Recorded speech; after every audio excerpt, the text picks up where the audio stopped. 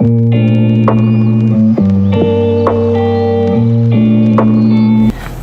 been super busy lately and I haven't really vlogged, but I thought I'd come on and just vlog a little bit and tell you about what's been going on. Everybody's been actually fairly healthy.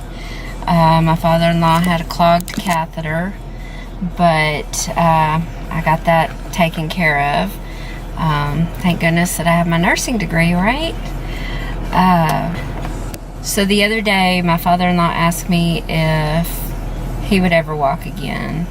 And with his Parkinson's, there's a disconnect between his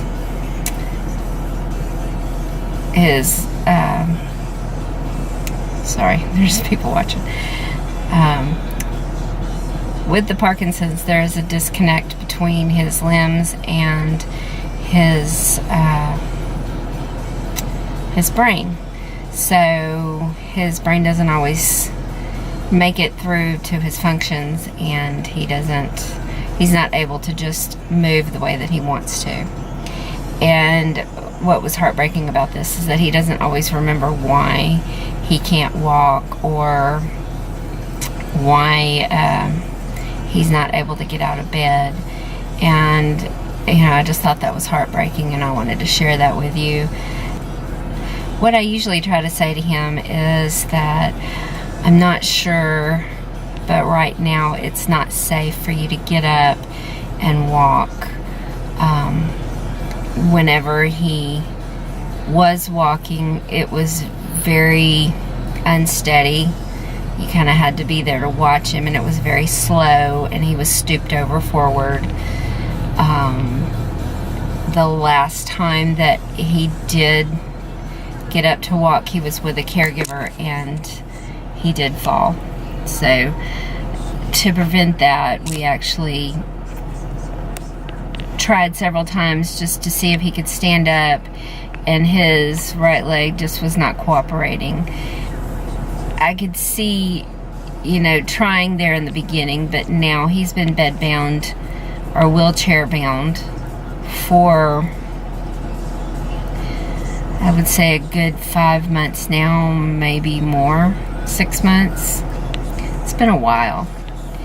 And so he has a lot of muscle disuse.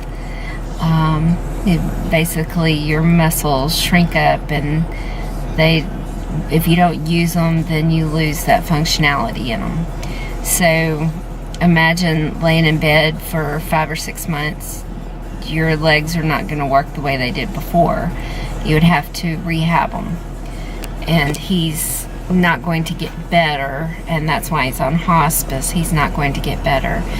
But the way that he asked me, do you think I'll ever walk again, that was just very heartbreaking. It was a heartbreaking moment to see that in his eyes, because he didn't understand. He didn't know. And so for those of you who have family members who have dementia or Parkinson's, the process that they go through is extremely heartbreaking for caregivers and family. And just know that you're not alone. And if you have home health or hospice, be sure and lean on them.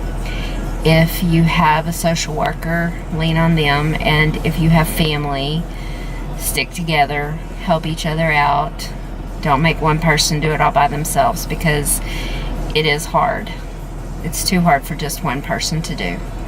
It takes a whole family. So it's really important that you stick together and make sure that everybody's okay, and not just the sick person or the disabled person, and not just the caregiver, but everybody.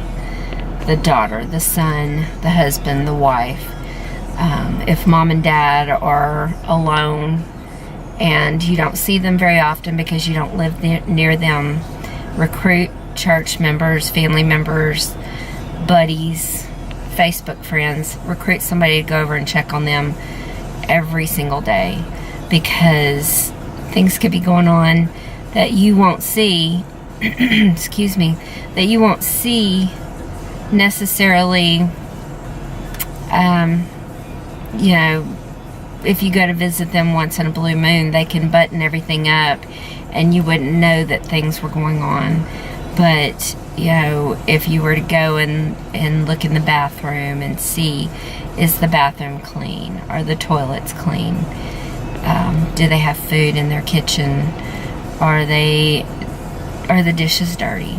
Even the washed dishes.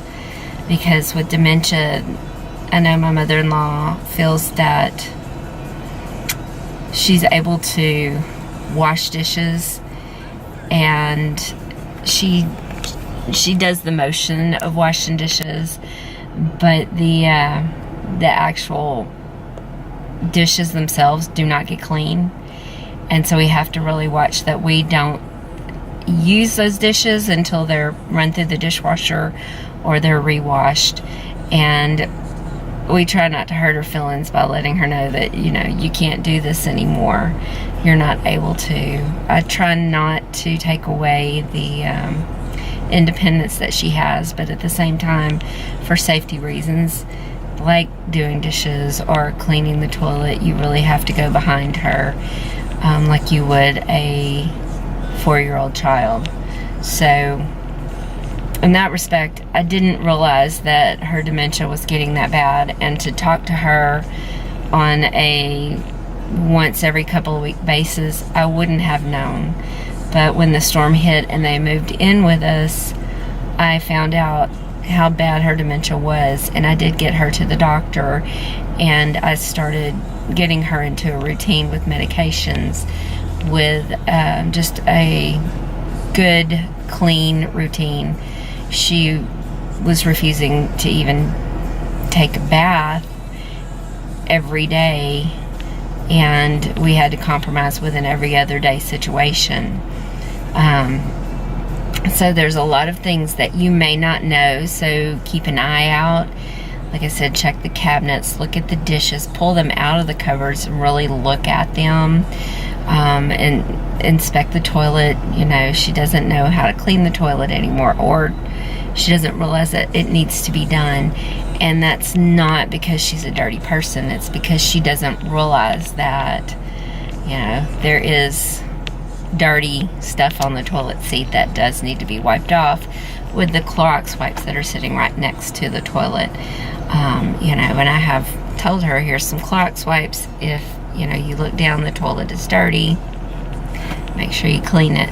So in that respect, if the toilet is getting dirty like that, imagine what's happening to the body, and not taking a bath because, quote, I only get, you know, a little bit of dust on me every now and then, and I don't really need a bath. So then you have to really start looking at treating your own parent or your in-laws or your family member or your person that you take care of like a child, and it's really tough on them as well as on you. So my whole point in all this was take care of each other and be good to each other, because you know, if sister lives near them and they're able to do it, that's great. But brother who lives way out of town is not really in touch except for by phone once a week. That's not really fair to sister. So and I say that from my own point of view, from, you know, our situation. My sister-in-law did a lot of the caregiving back in the day, and my husband did not really. He would go and visit my in-laws whenever he had time, but he didn't realize the behind the scenes. And when my sister-in-law passed away, we got care. We didn't realize how bad things had gotten, and nobody had told us. So you definitely want to stay in touch, be a part of those lives of your parents, of your in-laws. Just really help each other out. All right, this has been a Vickie Minute. I hope it helps.